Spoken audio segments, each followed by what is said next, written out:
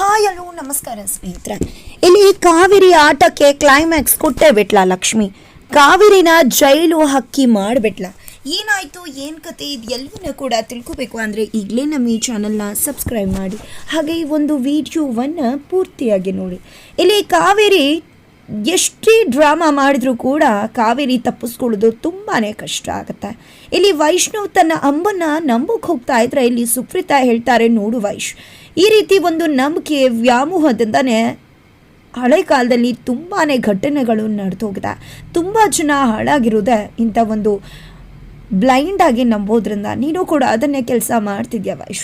ನಿಮ್ಮಮ್ಮ ಏನೇ ಮಾಡಿದ್ರು ಕಣ್ಮುಂದೆ ಕಾಣಿಸ್ತಾ ಇದ್ರು, ಪ್ರತಿಯೊಬ್ಬರಿಗೂ ನಿಮ್ಮಮ್ಮ ಆಡ್ತಿರೋ ಆಟ ನಾಟಕ ಗೊತ್ತಾಗ್ತಾ ಇದ್ರು ಕೂಡ ನೀನು ಗೊತ್ತೇ ಇಲ್ದಿರೋ ಹಾಗೆ ಮಾತಾಡ್ತಿದ್ಯಾ. ಅದನ್ನು ನಂಬೋಕೆ ಹೋಗ್ತಿಲ್ಲ. ಅದ್ರ ಬಗ್ಗೆ ಯೋಚನೆ ಮಾಡು ವಿವೇಚನೆ ಕೂಡ ಇಲ್ವಾ ವೈಶ್ ನಿನಗೆ?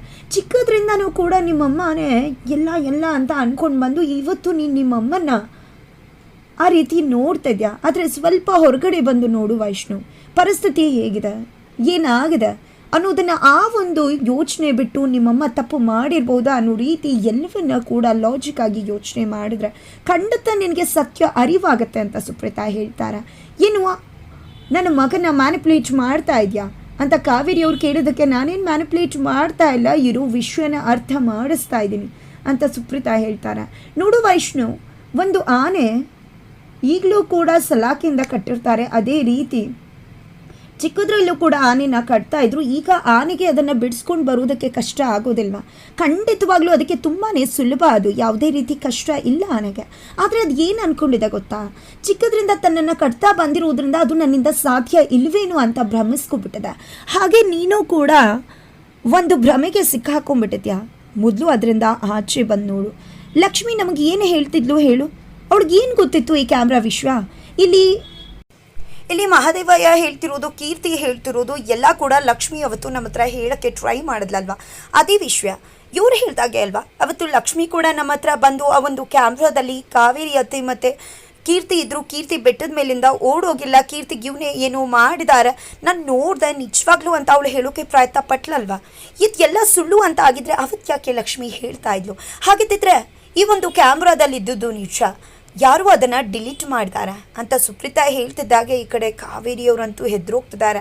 ನನ್ನ ಮಗನ ತಲೆಯಲ್ಲಿ ಇಲ್ಲದಿರೋ ವಿಷಯನೆಲ್ಲ ಈ ಸುಪ್ರೀತಾ ತುಂಬ್ತಿದ್ದಾಳಲ್ಲ, ಏನಪ್ಪ ಮಾಡಲಿ, ನನ್ನ ಮಗ ನನ್ನ ಮೇಲೆ ಅನುಮಾನ ಪಡ್ತಾ ಇದ್ರೆ ಸಾಕು, ದಯವಿಟ್ಟು ಪುಟ ನೀನು ಏನೂ ಅನುಮಾನ ಪಡಬೇಡ, ನನ್ನನ್ನು ಬಂದು ಪ್ರಶ್ನೆ ಮಾಡಬೇಡ ಅಂತ ಮನಸ್ಸಲ್ಲೇ ಕಾವೇರಿ ಅನ್ಕೋತಿದ್ದಾರೆ.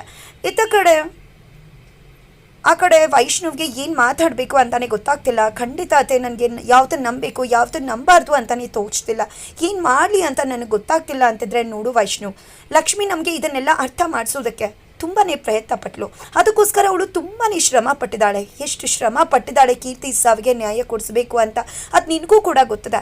ಆಶ್ರಮದಲ್ಲಿ ಅವಳು ನಾಟಕ ಮಾಡಬೇಕಾಯ್ತು. ಅವಳು ಹುಚ್ಚಿ ಅಲ್ಲ ಅಂತ ಗೊತ್ತಿದ್ರು ಕೂಡ ಅವಳು ಆಶ್ರಮದಲ್ಲೇ ಉಳ್ಕೊಂಡು ಯಾಕೆ ಕೀರ್ತಿನ ಹುಡುಕ್ತೀನಿ ಅಂತ. ಆದರೆ ಇವತ್ತು ಕೀರ್ತಿ ನಮ್ಮ ಮುಂದೆ ಇದ್ದಾಳೆ, ಆದರೆ ಲಕ್ಷ್ಮಿ ನಮ್ಮ ಮುಂದೆ ಇಲ್ಲ. ದಯವಿಟ್ಟು ವೈಷ್ಣವ್, ಅವಳಿಗೋಸ್ಕರನಾದರೂ ಹೋಗಿ ಒಂದೇ ಒಂದು ಬಾರಿ ನಿಮ್ಮಮ್ಮನ ಪ್ರಶ್ನೆ ಮಾಡಿ ಕೇಳು, ಖಂಡಿತವಾಗ್ಲೂ ನಿನಗೆ ಉತ್ತರ ಸಿಗುತ್ತೆ ಅಂತ ಸುಪ್ರೀತಾ ಹೇಳ್ತಾರೆ. ಹೇಳ್ತಿದ್ದಾಗೆ ವೈಷ್ಣವ್ ಕಾವೇರಿ ಮುಂದೆ ಬಂದು ನಿಂತ್ಕೊಂಡೇ ಬಿಡ್ತಾನೆ.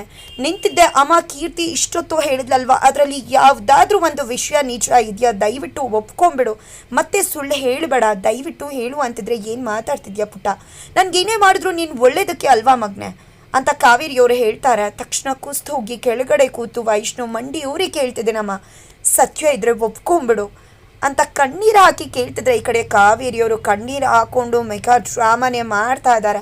ಆ ಕಡೆ ಬೆಟ್ಟದ ಮೇಲಿನ ಮಹಾದೇವಯ್ಯ ಮನೆ ನೋಡಿದೆ, ಅಲ್ಲೂ ಗೋಡೆ ಇಲ್ಲೂ ಗೋಡೆ ಎಲ್ಲೆಲ್ಲೂ ಗೋಡೆ ಅಂತ ಕೇಳಿದ್ರೆ, ಗೋಡೆ ಇಲ್ಲದೆ ಇನ್ನೇ ಕಟ್ತಾರೆ ಇದನ್ನು, ಗೋಡೆ ಇರಲೇಬೇಕಲ್ವಾ ಮನೆಗೆ ಅಂತ ಗಂಗಕ್ಕ ಹೇಳ್ತಾರೆ. ಹಾಗಾದರೆ ನೀವಿರೋ ಕಡೆ ಹೇಗಿದೆ ಅಂದರೆ ಎಲ್ಲ ಕಡೆ ಬಯಲು, ಎಲ್ಲ ಕಡೆ ಬೆಟ್ಟ, ಶಿವಪ್ಪ, ಮೂರು ಮುಖಣ್ಣೇಶ್ವರ ಅಂತ ಮಾತನಾಡೋಕ್ಕೆ ಶುರು ಮಾಡ್ಕೊಂಡ್ಬಿಡ್ತಾರೆ. ಹೌದು, ನಿಮ್ಮನ್ನು ಇಲ್ಲಿ ಕಳಿಸಿದ್ಯಾರು, ಕೀರ್ತಿ ಅಕ್ಕನ ಅಥವಾ ಸುಪ್ರೀತಾ ಮೇಡಮ್ಮ ಅಂತ ಗಂಗಕ್ಕ ತುಂಬಾ ನಾಚುಕಾಗಿ ಕೇಳ್ತಾರೆ. ಆದರೆ ಪಾಪ ಬೆಟ್ಟದ ಮೇಲಿನ ಮಹಾದೇವಯ್ಯ ನಿಜ ಹೇಳಿಬಿಡ್ತಾರೆ, ನನ್ನನ್ನು ಕರೆಸಿದ್ದು ಲಕ್ಷ್ಮಿ ಅಂತ ಹೇಳ್ತಿದ್ದಾಗೆ ಫುಲ್ ಗಂಗಕ್ಕ ಶಾಕ್.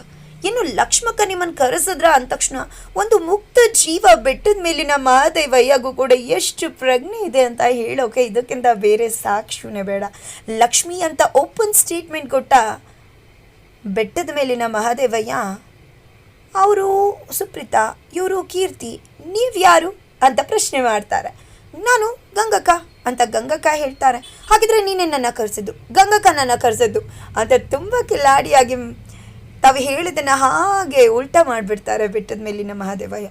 ಈ ಕಡೆ ಸ್ಟನ್ ಆಗ್ಬಿಡ್ತಾರೆ. ಅಯ್ಯೋ, ಈಗ ತಾನೇ ಲಕ್ಷ್ಮಕ್ಕ ಅಂದರು, ಈಗ ತಾನೇ ನನ್ನ ಅಂತಿದ್ದಾರೆ, ಬಿಟ್ಟರೆ ನಾನೇ ಇವ್ರನ್ನ ಕರೆಸಿದ್ದು ಅಂದ್ಬಿಡ್ತಾರಪ್ಪ. ನನಗೆ ಇವ್ರ ಸಹವಾಸನೇ ಬೇಡ ಅಂತ ಗಂಗಕ್ಕ ಅನ್ಕೋತಾರೆ. ನಂತರ ಏನು ಮಾಡ್ತಿದ್ಯಾ ವೈಶ್, ಕೊಲೆ ಮಾಡಿದವ್ರು ಯಾರು, ನಾನೇ ಕೊಲೆ ಮಾಡಿದ್ದೀನಿ ಅಂತ ಒಪ್ಕೊಳ್ಳೋಕ್ಕೆ ಸಾಧ್ಯನ? ಖಂಡಿತ ಇಲ್ಲ ಅಂತ ಕೀರ್ತಿ ಹೇಳ್ತಾಳೆ. ಈ ಕಡೆ ಅಜ್ಜಿ ಅಂತೂ ಏನೇ ನನ್ನ ಮಗಳ ಮೇಲೆ ಕೊಲೆಗಾರ್ತಿ ಅಂತ ಆಪಾದನೆ ಮಾಡ್ತಿದ್ಯಲ್ಲ, ಏನಿದೆ ನಿನ್ನ ಹತ್ರ ಸಾಕ್ಷಿ ಅಂತ ಕೇಳ್ತಿದ್ದಾರೆ.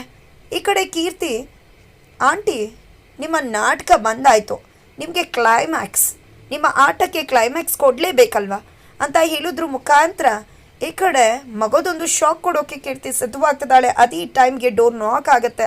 ಅಲ್ಲಿ ಬಂದಿರೋರು ಬೇರೆ ಯಾರೂ ಅಲ್ಲ, ಪೊಲೀಸ. ಗಂಗಕ್ಕ ಚೀರ್ಕೋತಾರೆ, ಎಲ್ಲರೂ ಆಚೆ ಬರ್ತಾರೆ. ಪೊಲೀಸ್ ಅವ್ರನ್ನ ನೋಡಿ ಶಾಕ್ ಆಗ್ತಾರೆ.